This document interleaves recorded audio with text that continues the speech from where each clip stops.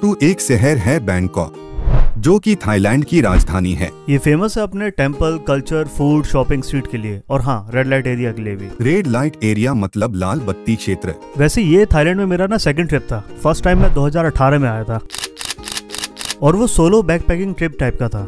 वैसे थाईलैंड में मैं 12 दिन के लिए रुका था, लेकिन बैंकॉक सिर्फ 1 दिन के लिए, क्योंकि मेरा ऐसा कोई पार्टी वार्टी का सीन था नहीं। तो थाईलैंड में मैं और भी जगह गया, जैसे पहाड़ों में 2 सिटी हैं, चिंग माई और चिंग राय। कोहताओ भी गया था। उसके बाद वहाँ पे मैंने 5 दिन की ट्रेनिंग ली और उसके बाद मुझे अंडर वाटर डाइविंग का लाइसेंस मिला। तो फिलहाल तो इस वीडियो में मैं बैंकॉक दिखाऊंगा, कि जो भी मैं 1 हफ्ते पहले गया था, और इसी वीडियो में मैं शेयर करूंगा जैसे अपने ओल्ड ट्रिप्स की वीडियोस, क्योंकि जिंदगी का एक के मकसद है। वीडियो मुझे लंबी बनानी है क्योंकि बहुत गालियाँ पड़ती हैं। तो चलिए शुरू करते हैं। तो इंडिया से आते टाइम कनेक्टिंग फ्लाइट थी हमारी थाईलैंड से, और अगली फ्लाइट थी 18 घंटे बाद। तो क्या, मैंने लिया ई वीज़ा और टीना पे जापानीज पासपोर्ट था ही, तो घुस गए थाईलैंड। वैसे तो थाईलैंड एक बुद्धिस्ट कंट्री है, पर आपको यहाँ पे हिंदू धर्म का बहुत ज़्यादा इन्फ्लुएंस दिखता है, जैसे गणेश जी, ब्रह्मा जी और अर्धनारीश्वर शिव जी। और एयरपोर्ट पर समुद्र मंथन का बहुत बड़ा स्टैचू भी है। इनफैक्ट थाईलैंड का जो रॉयल एम्बलम है ना, वो भी गरुड़ भगवान पे बेस्ड है। थाईलैंड की आर्ट भी बहुत यूनिक सी है, वाइब्रेंट और बहुत ज़्यादा कलरफुल।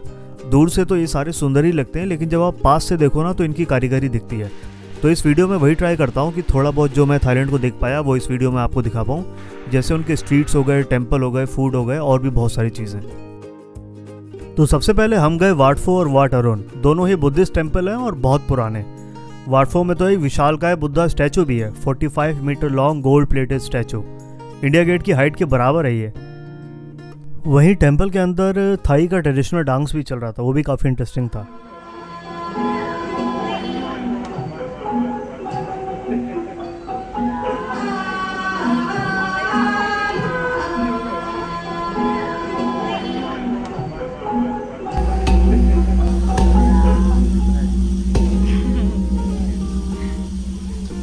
तो वाट फो के बाद हमने रुक किया वाट अरुण की तरफ, और जब हम वहाँ जा रहे थे तो एक बहुत गजब का स्ट्रीट आर्टिस्ट दिखा। इनकी सारी ड्राइंग थाईलैंड के फेमस स्पॉट्स पे बेस्ड थी और सारी ही ड्राइंग बहुत अच्छी थी। Very nice. 1 is 40 हाँ okay. One drawing, how much time you take? Sorry?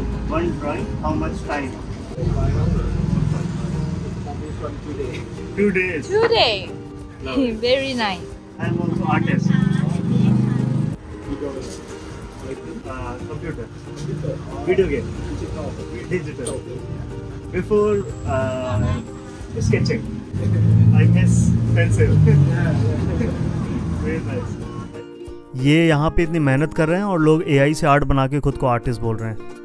चलो खैर, तो नेक्स्ट टेम्पल था हमारा वाट अरोन। तो अभी हम गए थे वाट फो, अब जा रहे हैं वाट अरोन बोट लेके। तो वाट फो से वाट अरुण का सफ़र था मात्र 5 मिनट। जब आप बोट लेते हो तो वहीं से वाट अरुण दूर से दिखता है। तो वाट अरुण तो वैसे बुद्धिस्ट टेम्पल है, लेकिन इसका नाम पड़ा है अरुण भगवान से, जो कि सूर्य देव के सारथी थे और गरुड़ भगवान के बड़े भाई भी थे। और शायद इस दिन कोई फेस्टिवल भी था, क्योंकि बहुत सारे लोग ट्रेडिशनल थाई के कपड़े पहन के घूम रहे थे।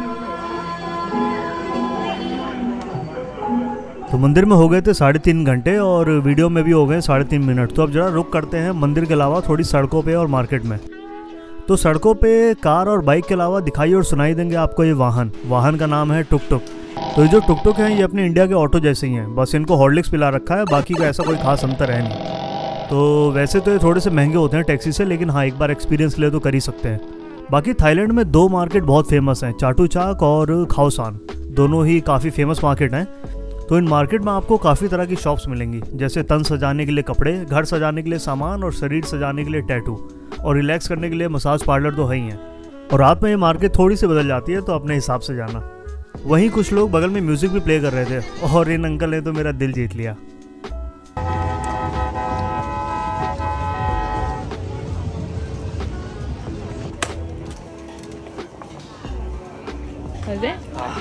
Was it? It seems like they mix sugar. Really? Drink. Amma. Is it different from India? It's sweet. ऐसा लग रहा है चीनी गोली है। अब रुक करते हैं जरा खाना खजाने के ऊपर। मुझे पर्सनली थाईलैंड का खाना बहुत सही लगता है। इंडिया और जापानीज फूड के बाद मेरा फेवरेट खाना यहीं का है। तो खाने के नाम पर यहाँ बहुत सारे व्यंजन हैं, जैसे सी फूड से लेके वेजिटेरियन तक, यहाँ तक कीड़ों से लेके मगरमच्छ तक सारे ऑप्शन मिलेंगे आपको। तो मैंने मगरमच्छ तो नहीं लेकिन बिच्छू ज़रूर ट्राई किया था और स्वाद ऐसा था कि अब मैं दोबारा तो नहीं खाऊंगा। तौबा तौबा तौबा, सारा मूड खराब कर दिया। तो मैंने अपना ऑर्डर किया पाद थाई और टीना ने कुछ नूडल्स आदि कुछ ऑर्डर किया था, लेकिन उसकी औकात से ज़्यादा तीखा निकला। Oh my god, I ate chili.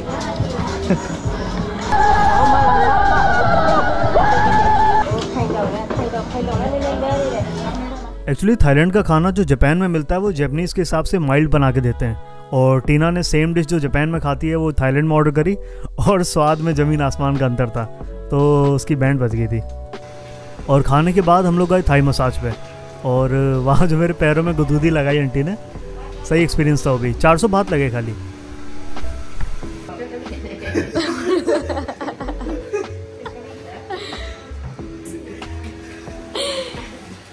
Massage कराने के पश्चात तो अभी अपन थाई मसाज करा के आए। तो रात में मैं 2-3 घंटे सोया था, पूरी थकान लग रही थी, लेकिन अभी ऐसा लग रहा है 5 किलो हल्का एकदम, है ना, शरीर हल्की हल्की लग रही है। और यहाँ पे थाई मसाज सस्ती भी है, मतलब मैं रुपये में डालूंगा, 400 बात दिए थे, 400 बात मैंने, 400 बात टीना ने। और जाती तो सबसे पहले कपड़े उतरवा दिए अंडरवियर छोड़ के, बड़ी शर्म सी लग रही थी, लेकिन हाँ मसाज बहुत सही थी। जापान में यही मसाज कराई थी मैंने 8,000 येन में। जापान में एक बार हुआ क्या था, मैं और मेरा दोस्त गए थे मसाज कराने, और वो गुस्से और सारी चीज़ें भरी हमने, नाम एड्रेस और फ़ोन नंबर वगैरह। एंड मेरा दोस्त पूछता, उससे नाम नहीं बताऊँगा, कि लड़कियाँ मसाज करेगी क्या? तो उसने कहा है, उसने कहा लड़की, फिर उसने अरे कुछ नहीं ऐसे, कुछ नहीं। तो भाई आदमी को समझ में तो आ गई थी कि लड़कियाँ मांग रहा है। फिर भाई ने जो पीठ तोड़ी ना हम लोग की। लेकिन यहाँ पे नॉर्मल है, लड़कियाँ मसाज करती हैं, तो एक बार को शुरू में थोड़ी शर्म आती है, लेकिन बाद में ठीक हो जाता है, नींद आ जाती है, सो जाते हो, 1 घंटे बाद उठाते हैं कि मसाज हो गई। तो अच्छा एक्सपीरियंस था। ठीक ना, हाउ वाज योर एक्सपीरियंस? बहुत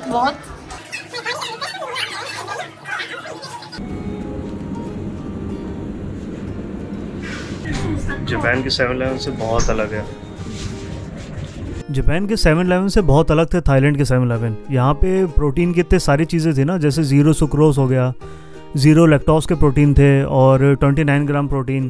तो प्रोटीन के हिसाब से तो काफ़ी अच्छा था। इंडिया में भी हो जाएगा तो बढ़िया हो जाएगा। जापान में भी इतनी वेरिएशन नहीं है यार जितनी यहाँ पर है। अब बज गए थे 6, दिन बूढ़ा हो रहा था और रात जवान हो रही थी।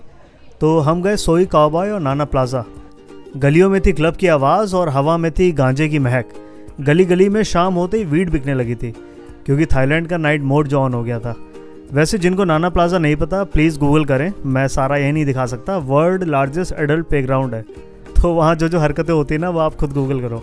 सब कुछ तो मैं भी नहीं दिखा सकता और शायद किसी ने दिखाया भी नहीं है।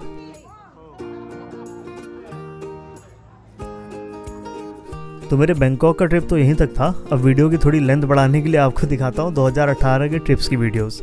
रिकॉर्ड तो वैसे मैंने सारा ट्रिप किया था, लेकिन मैंने डाला कभी नहीं। तो सबसे पहले शुरू करता हूँ अपने फेवरेट टेम्पल से। एक वाइट टेम्पल था और एक ब्लू टेम्पल था। नाम थे उनके कुछ वाट रोंग खुन और वाट रोंग सेउनतेन। दोनों ही गजब के आर्ट थे। मतलब ये टेम्पल इतना वाइट था कि धूप में मेरी आंखों के चमक मार रहा था, कि क्योंकि इसमें कार्विंग थी ना, कार्विंग के अंदर मिरर्स लगा रखे थे। आर्किटेक्चर बहुत अलग था। जब गूगल गया तो पता लगा ये 1997 में बना, इस वजह से थोड़ा सा ना आर्ट स्टाइल इसका बहुत अलग था। और जो नेक्स्ट टेम्पल था वो मेरा फेवरेट टेम्पल था थाईलैंड का, ब्लू टेम्पल। गोप्रो की वीडियोस इतनी जस्टिफाई नहीं कर रही हैं जो कि मुझे वहाँ दिख रहा था, लेकिन बहुत सुंदर टेम्पल था। मुझे इस बात की खुशी थी कि मैंने बैंकॉक में अपना टाइम नहीं वेस्ट किया, वरना ये अंडररेटेड प्लेसेस छूट जाती। तो यहाँ से निकलने के बाद नेक्स्ट जगह गया मैं कोह ताओ। तो कोह ताओ जो है वो स्कूबा डाइविंग के लिए बहुत फेमस जगह है। वहाँ पे लाइसेंस स्कूल बहुत सारे हैं, तो मेरा मेन पर्पज़ था स्कूबा लाइसेंस लेना। तो मैं वहाँ गया, एक दिन हाइकिंग करी और तैयारी करी अंडर वाटर लाइसेंस की। तो उसके लिए सबसे पहले देना होता है स्विमिंग टेस्ट। अगर स्विमिंग टेस्ट आप फेल कर जाते हो तो लाइसेंस मिलना थोड़ा मुश्किल हो जाता है। तो हमारी क्लासेस सुबह 8 बजे से शाम के 5 बजे तक चलती थी, और उसमें हमारी टीचर आके क्लास लेते थे, हमारा एग्ज़ाम भी हुआ था और स्विमिंग पूल में हमें ब्रीदिंग भी सिखाई गई। और फाइनली लाइसेंस मिलने के बाद हम उतरे समुंदर के बीच में। मैंने बंजी जंपिंग, स्काई डाइविंग सब किया हुआ है, लेकिन जो थ्रिल स्कूबा डाइविंग में है ना, वो मुझे आज तक कहीं मिला नहीं। मतलब खुले समुंदर के अंदर 30 मीटर अंदर पूरी दुनिया अलग दिखती है, आपको कुछ सुनाई नहीं देता। आप समुद्र में अकेले हो और चारों तरफ मछलियाँ, मतलब एक अलग ही दुनिया दिखाई देती है।